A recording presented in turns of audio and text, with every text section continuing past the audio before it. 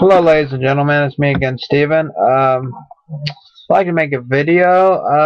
It's been about a day or so since I made a video, and I just want to get back to reality. Anyone out there? Like I was talking about medication and stuff. Okay. It's one thing about going to see a doctor is always explaining yourself. You know, they always ask you questions about your history, right? Okay. You always want to fill the paper out and give them your history. The reason is because so the doctor will have a relationship with the patient. You know, feel comfortable with the patient. I know it looks like I'm picking my nose. I tend to do that quite a bit. Guys, nothing bad or nothing. Because that's 24/7. Pick my nose. Yeah, and she's telling all my secrets now in bed and stuff.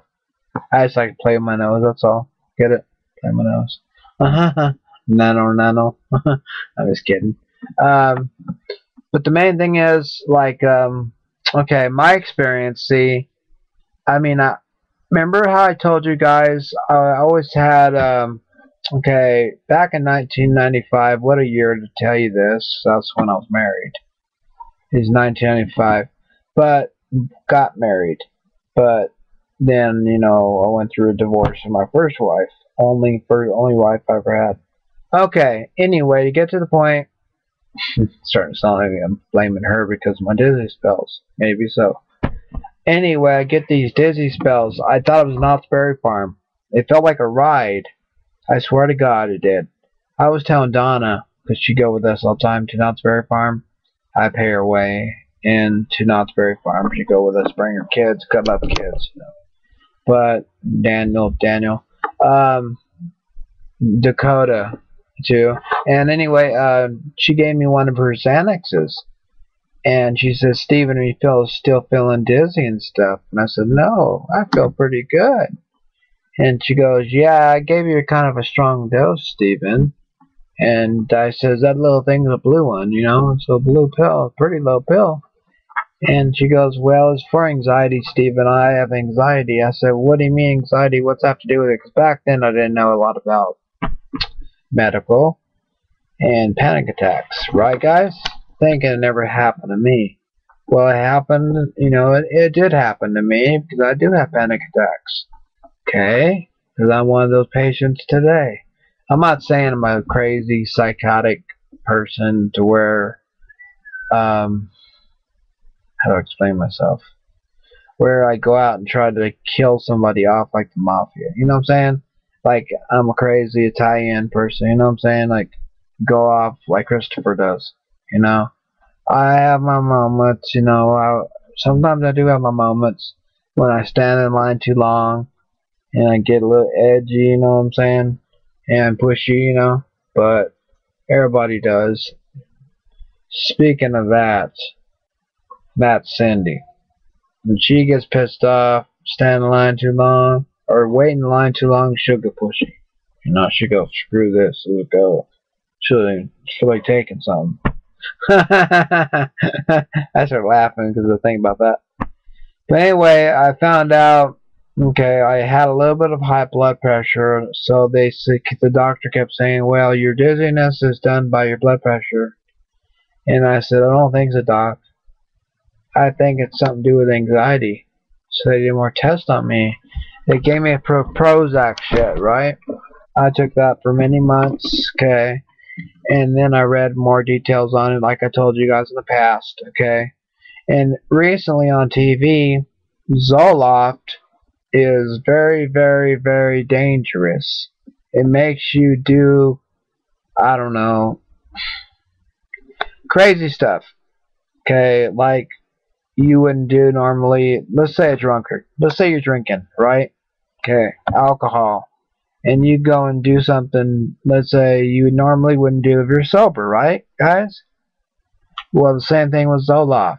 Except Zoloft affects the serotonin levels in the brain, chemicals in the brain that make you feel good. That is what makes you feel good, along with dopamine. Dopamine is your pleasure principle, is your pleasure control chemical, to be nice about it. Okay. Then you got your anxiolytics, your benzodiazepines, which I talk about a lot, which I took. You know, because Donna gave me one. It helped me out. She gave me a Vicodin before too, but that was a long time ago. But it helped me so much that she told me, she said, screw that Zoloft that you take and just take this. And so I did, and I told my doctor about it. I didn't tell her, well, I didn't tell him where I got the drug, okay? That I got the drug off Donna. You know, that she gave it to me because she's from South Carolina. And she was a very nice gal. She lived with me and mother half, my wife, ex-wife, excuse me. Okay, for many months. And that pill helped me so much, she started giving me some. Okay, she started giving me like 20 or 30 of them. Okay, without a doctor and everything. So I started taking them. She says, here, Stephen, just take this once a day. It's not really supposed to take a pill, but she wanted to experiment on me. It worked. Okay, those pills really did miracles. My doctor says I can see your anxiety's gone away. And I guess the Zoloft is actually helping you after all. After the 6 weeks was up, I laughed at him. I told the doctor, I said, guess what, doctor? I got a surprise for you. He goes, what's the surprise now? I said, I quit Zoloft.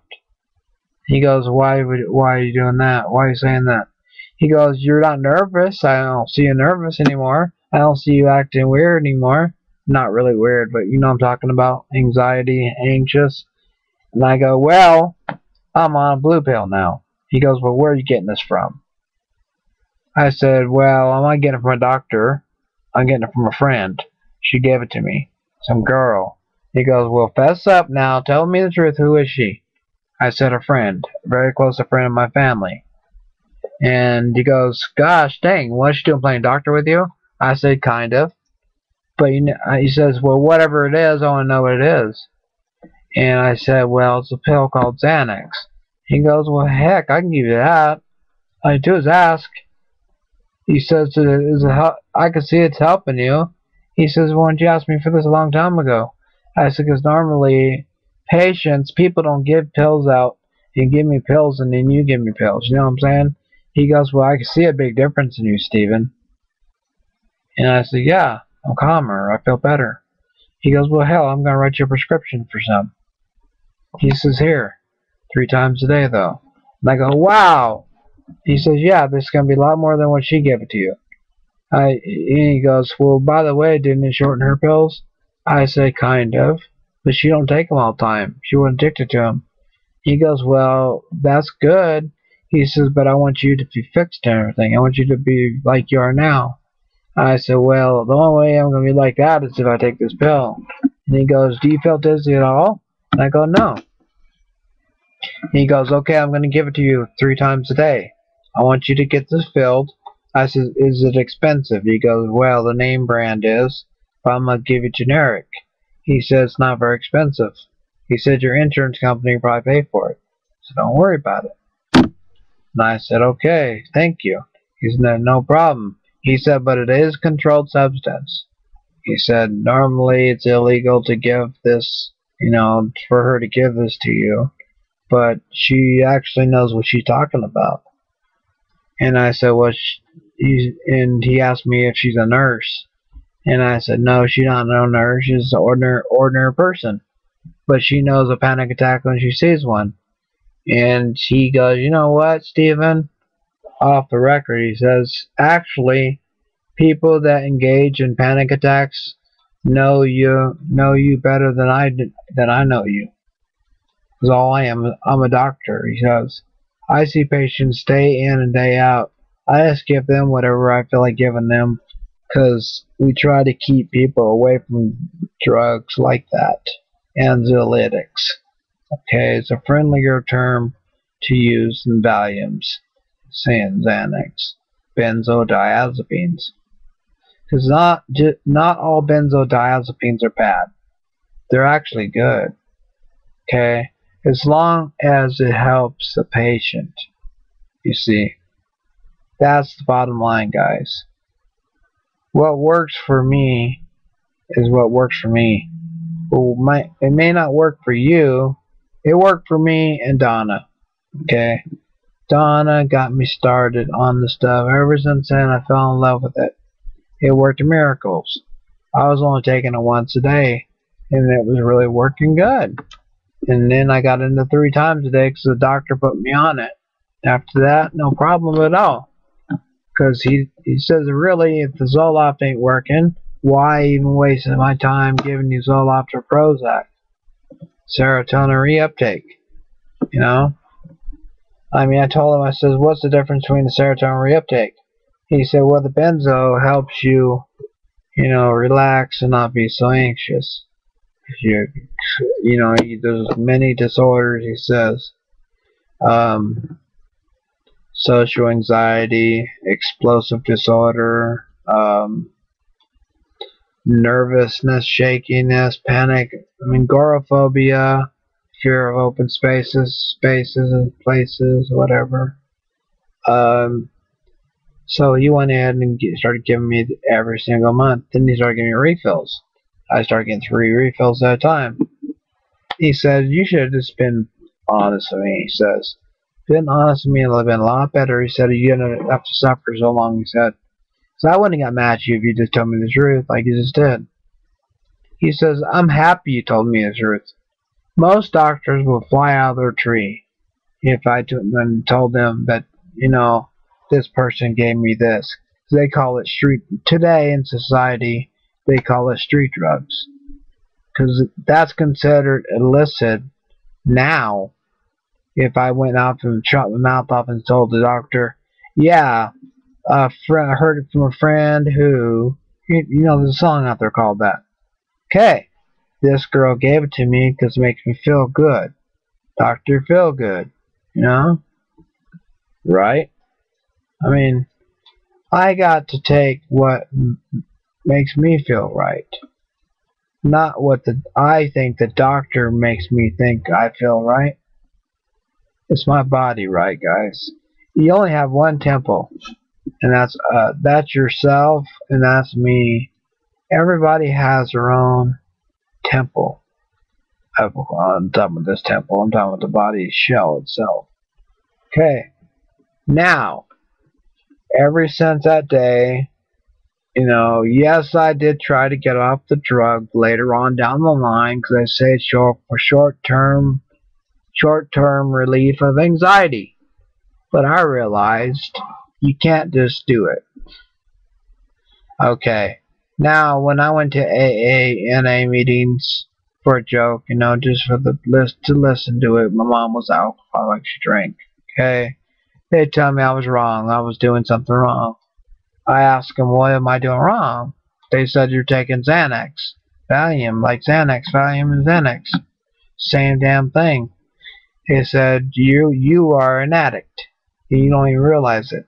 You need to stop. You're powerless over your addiction. Okay, just for today, Stephen. You're going to start today. Just for today.